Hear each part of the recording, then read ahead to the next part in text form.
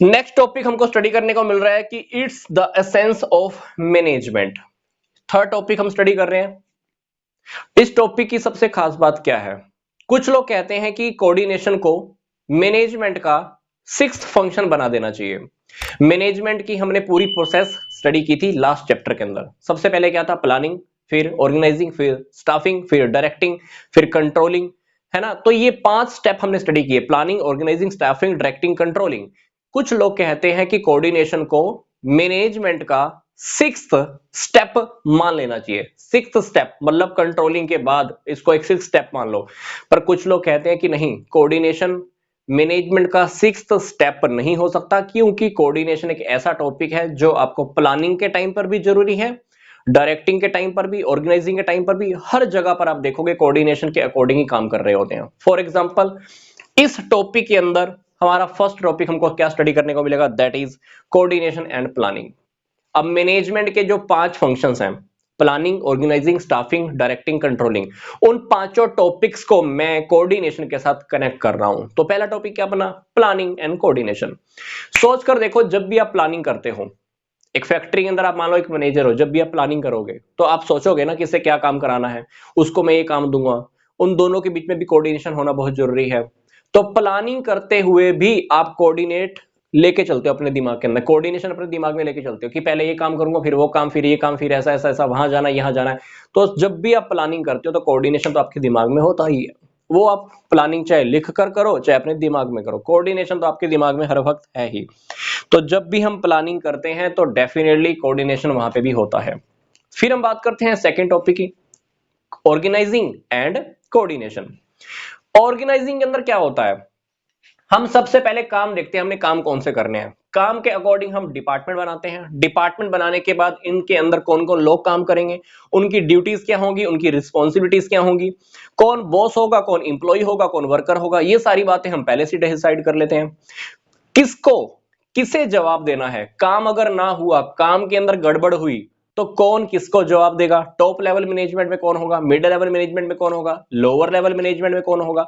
तो ऑर्गेनाइजिंग करते हुए हम सब कुछ तो डिसाइड कर ही रहे होते हैं, प्लस लोगों के आपस में रिलेशन क्या होंगे ये भी तो हम लेके चल ही रहे होते हैं। मतलब हम कोऑर्डिनेशन एस्टेब्लिश कर रहे होते हैं। तो डेफिनेटली ऑर्गेनाइजिंग करते हुए भी कोऑर्डिनेशन साथ में ही होता है।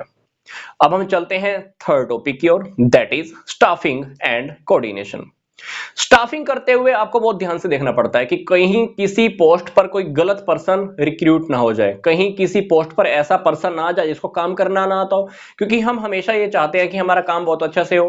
किसी अच्छे से पर्सन को हम हमेशा अपॉइंट करना चाहते हैं। तो स्टाफिंग करते हुए भी हमें कोऑर्डिनेशन बना के रखना होता है कि इस पोस्ट पे यही पर्सन होगा, सेकंड पोस्ट पे हमें इस पर्सन को बिठाना है, इसको ट्रेनिंग देनी है, इसको प्रमोशन देनी है, तो वहां पर भी हमें कोऑर्डिनेशन चाहिए ही होता है। तो स्टाफिंग एंड कोऑर्डिनेशन इन दोनों का भी आपस में रिलेशन है, क्योंकि स्टाफिंग करते हुए भी हम कहीं ना कहीं कोऑर्डिनेशन को बहुत ध्यान में रखते हैं। फिर नेक्स्ट टॉपिक आता है हमारे पास, डायरेक्टिंग एंड कोऑर्डिनेशन। डायरेक्टिंग के अंदर कब? जब हम लोगों को डायरेक्शन देते हैं, लीडरशिप करते हैं, कम्युनिकेशन करते हैं, मोटिवेट करते हैं, ये सब काम करते हुए हमें ये ध्यान रखना होता है कि अगर मैं किसी से कोई बात कर रहा हूं तो सामने वाले के ऊपर नेगेटिव इफेक्ट ना जाए। पता चला कि मैंने कोई ऐसी बात कह दी और सामने वाला काम करने से ही मना कर दिया।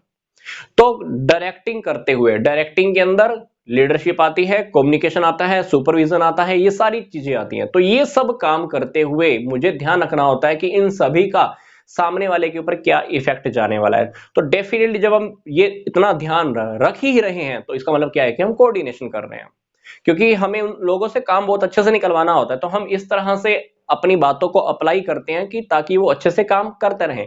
तो कहीं ना कहीं डायरेक्टिंग करते हुए भी कोऑर्डिनेशन साथ में अवेलेबल होता है।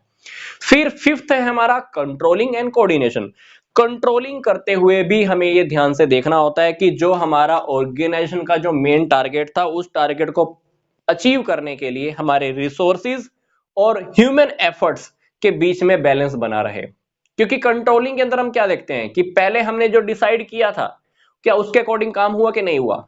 अगर अब गड़बड़ हुई है तो उस गड़बड़ के ऊपर एक्शन कैसे लेंगे, पर एक्शन भी हमें ध्यान से लेना है। पता चला कि हमारे एक्शन से कोई नाराज हो गया, तो कोऑर्डिनेशन का कंट्रोलिंग के अंदर में भी बहुत हेल्प करता है, कोऑर्डिनेशन कंट्रोलिंग में भी बहुत हेल्प करता है, क्योंकि कंट्रोलिंग के अंदर कोऑर्डिनेशन की हेल्प से हम ये देखते हैं हमारा जो कॉमन गोल था उसको अचीव करने में हमारे रिसोर्सेज और ह्यूमन रिसोर्सेज और जो ह्यूमन एफर्ट्स हैं उसके बीच में बैलेंस है कि नहीं है। तो वहां पर भी हम क्या कर रहे हैं, कोऑर्डिनेशन बनाकर चल रहे हैं।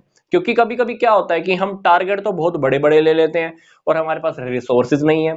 मैंने टारगेट ले लिया सेल 5 करोड़ की करूंगा, जबकि मेरे पास रिसोर्सेज ही 3 लाख के हैं। तो 3 लाख रुपए मेरे पास हाथ में है और मैं सेल करने की प्लानिंग कर रहा हूं 5 करोड़ की, तो कहां से पॉसिबल हो सकता है।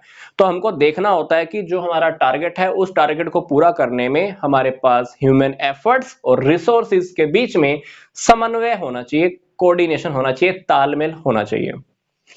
तो थर्ड टॉपिक के अंदर हमने क्या देखा, planning, organising, staffing, directing, controlling. इन पांचों पॉइंट के साथ मैंने किसको कनेक्ट कर दिया है, कोऑर्डिनेशन को कनेक्ट कर दिया। इस वीडियो से रिलेटेड कुछ और टॉपिक्स भी हैं जो आपको इसी वीडियो के डिस्क्रिप्शन बॉक्स में दिए हुए हैं, आप चाहें तो वो भी देख सकते हैं। तो यहां तक का वीडियो देखने के लिए आपका धन्यवाद।